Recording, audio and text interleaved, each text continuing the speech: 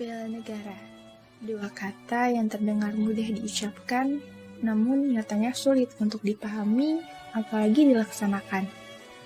Melihat kondisi yang ada saat ini, bela negara hanya menjadi sebuah pengetahuan tanpa adanya proses implementasi. Kami yakin bahwa sebagian besar masyarakat Indonesia sudah mengetahui mengenai bela negara, baik itu pengertiannya, tujuannya, siapa saja yang harus melakukan bela negara, dan sebagainya. Sebab pengetahuan tentang bela negara sudah disajikan dalam kurikulum pembelajaran di Indonesia, mulai dari tingkat sekolah dasar, sekolah menengah, bahkan sampai tingkat universitas. Kita sebagai pelajar pasti sudah sering menemui materi mengenai bela negara. Namun, semua itu hanya sebatas pengetahuan saja, sedangkan proses implementasinya dirasa masih sangat kurang. Untuk itu, dalam video ini, kami akan meninjau sebenarnya faktor-faktor apa saja yang bisa menyebabkan hal ini terjadi. Tetapi sebelum itu, kami akan mengajak kalian untuk kembali mengingat mengenai apa itu bela negara. Pengertian bela negara di Indonesia. Bela negara adalah sikap dan perilaku warga negara yang dijiwai oleh kecintaannya kepada Negara Kesatuan Republik Indonesia yang berdasarkan Pancasila dan Undang-Undang Dasar 1945 dalam menjalani kelangsungan hidup bangsa dan negara yang seutuhnya.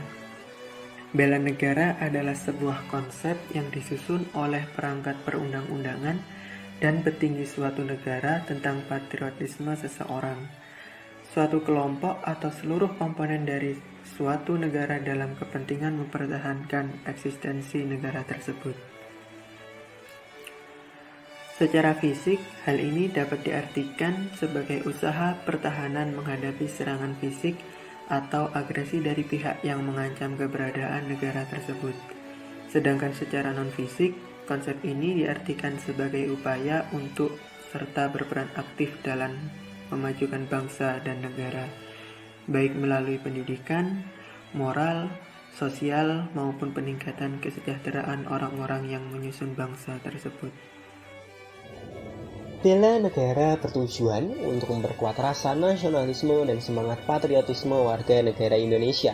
Melalui bela negara, diharapkan dalam setiap diri warga negara akan tumbuh sikap dan perilaku warga negara yang teratur, menyeluruh, terpadu, dan berlanjut, yang dilandasi oleh kecintaan pada tanah air, kesadaran berbangsa dan negara, serta keyakinan akan Pancasila sebagai ideologi negara, guna menghadapi ancaman baik yang berasal dari luar maupun dari dalam negeri, yang akan membahayakan dan mengancam kedaulatan di bidang ideologi, politik, ekonomi, sosial budaya, pertahanan, dan keamanan negara. Akan tetapi saat ini perlahan demi perlahan, jiwa anak muda Indonesia sudah terpapar dengan budaya barat dan tidak bangga dengan budayanya sendiri. Hal ini mengakibatkan memudarnya budaya Indonesia. Anak muda terkesan acuh dengan apa yang saat ini terjadi dengan Indonesia. Hal ini yang menjadi dasar mengapa pentingnya diadakan bela negara bagi anak muda yang akan menjadi generasi penerus bangsa. Karena bela negara tidak hanya tentang perang dan angkat senjata, namun dapat juga membangun konsepsi bermasyarakat, berbangsa, dan bernegara sesuai dengan nilai-nilai Pancasila. Dasar Hukum Bela Negara. Yang pertama, Undang-Undang Dasar 1945, Pasal 27 Ayat 3, yang berbunyi, setiap warga negara berhak dan wajib ikut serta dalam usaha pertahanan dan keamanan negara. Yang kedua, Pasal 30 Ayat 1, yang berbunyi, setiap warga negara berhak dan wajib ikut serta dalam upaya bela negara yang diwujudkan dalam penyelenggaraan pertahanan negara. Yang ketiga, Undang-Undang Nomor 3 Tahun 2002 tentang Pertahanan Negara, yang berbunyi, setiap warga negara berhak dan wajib ikut serta dalam upaya bela negara yang diwujudkan dalam penyelenggaraan pertahanan negara. Penerapan bela negara di lingkungan keluarga. Yang pertama, memahami hak dan kewajiban dalam keluarga. Yang kedua, menjaga keutuhan dan keharmonisan keluarga. Yang ketiga, menjaga nama baik keluarga.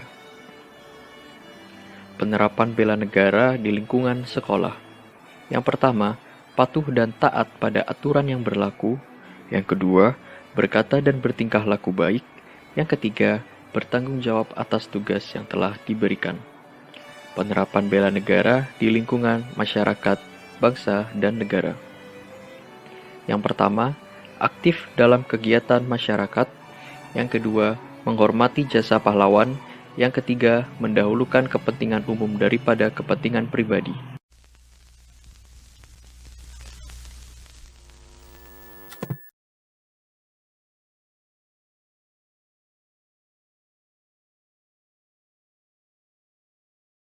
Bertransaksi secara kasus kekerasan terhadap perempuan lewat dunia maya ini terjadi.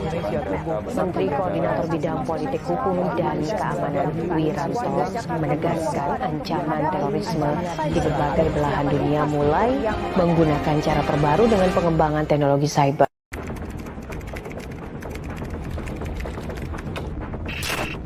Hampir seluruh manusia di dunia singgah di dunia maya.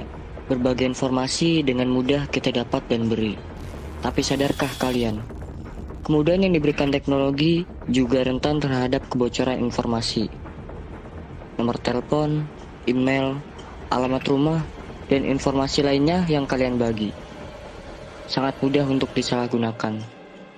Pertelekomunikasian di Indonesia termasuk yang paling cepat mengikuti perkembangan sistem telekomunikasi di negara maju lainnya. Komunikasi sudah semakin mudah dilakukan, didukung oleh alat-alat telekomunikasi yang canggih. Jelas, ini sangat berperan penting dalam pembangunan Indonesia. Akan tetapi, kecanggihan telekomunikasi atau internet ibarat dua sisi mata pisau yang berbeda. Ada dampak yang baik dan ada pula dampak yang merugikan bagi penggunanya. Banyak dampak negatif akibat internet seperti cyberbullying. Bahkan, sebagian anak menjadi korban penculikan akibat media sosial. Selain itu, akhir-akhir ini ada dampak internet yang sangat berpengaruh di seluruh masyarakat bahkan seluruh Indonesia, yaitu berita hoax, yang penyebarannya bisa melalui internet, media sosial, dan media cetak. Kita semua sudah banyak merasakan dampaknya. Negara Indonesia merupakan negara yang demokratis. Demokrasi erat kaitannya dengan hak asasi. Di sini, hak asasi manusia yaitu hak asasi warga negara sangat dilindungi oleh negara. Begitu juga hak asasi dalam mengutarakan pendapat. Siapapun orangnya, jabatannya, latar belakang pendidikannya, sangat bebas mengutarakan pendapat dimanapun tempatnya, di lingkungan, bahkan di media sosial. Dari sinilah muncul banyak pendapat-pendapat yang terkadang tidak bisa diminta pertanggungjawabannya. Banyak bermunculan berita hoax, baik di lingkungan masyarakat kecil, dari tingkat pedesaan sampai perkotaan. Bahkan, sekarang sudah sampai ke tingkat negara. Di era digital seperti sekarang ini, hoax menjadi suatu momok yang mengerikan bagi rakyat maupun bagi bangsa Indonesia. Kurangnya kesadaran dari dalam diri masyarakat Indonesia juga menjadi musuh dari bela negara. Mirisnya, tidak sedikit masyarakat yang merasa bahwa ia tidak memiliki tanggung jawab untuk membela negara. Padahal, kita sebagai masyarakat Indonesia, khususnya generasi muda, generasi penerus bangsa, generasi milenial yang dinilai cakap dalam penggunaan teknologi, seharusnya lebih aware terhadap permasalahan ancaman negara saat ini. Jika bukan kita, siapa lagi yang akan peduli? Jika bukan kita yang membela dan mencegah ancaman yang menyerang Indonesia, maka siapa lagi? Sudah saatnya kita berpartisipasi aktif dalam kehidupan berbangsa dan bernegara. Jangan takut untuk menyuarakan pendapatmu, wahai pemuda, dan jadilah iron stock yang dapat membawa perubahan bagi bangsa Indonesia.